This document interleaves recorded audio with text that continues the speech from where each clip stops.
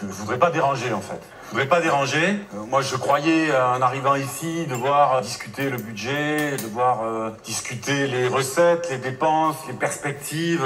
Mais j'ai compris en fait que c'était pas tout à fait le cas et que je suis ici pour dire oui monsieur le ministre, vous avez raison madame la ministre, bravo monsieur le ministre, pardon madame la ministre ou merci monsieur le ministre. Et je voudrais d'abord effectivement dire pardon pour avoir osé déposer des amendements, pour essayer de défendre des idées, porter des propositions, porter aussi la colère des personnels soignants que je rencontre dans mon territoire et ailleurs, et je sais que ça a beaucoup contrarié Madame la Première ministre. Je voudrais également dire pardon pour avoir voté et fait voter des amendements, et c'est vrai que j'ai largement outrepassé mon mandat de député en agissant de la sorte. Pardon également pour avoir mis en danger la subtile cohérence de votre proposition.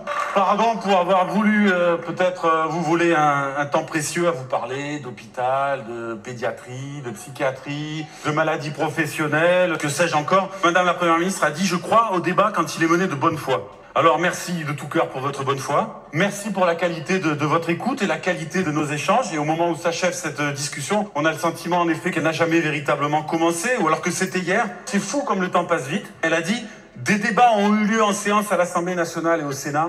À chaque fois, les débats ont été constructifs. » Alors merci pour ce débat si constructif. Merci pour ce foisonnement, cette pluie, ce camailleux, peut-être ce dégradé plus exactement, ce dégradé de 49.3 qui donne tant de saveur à nos débats. Je crois qu'on aura finalement rarement aussi peu débattu de santé, de protection sociale depuis l'existence des lois de financement de la sécurité sociale. Merci enfin pour ce budget dont la beauté, la pertinence réside sans doute dans l'indigence, les manques, les défauts, les insuffisances, les fausses bonnes idées. Et j'avais pas su apprécier tout ça à sa juste valeur.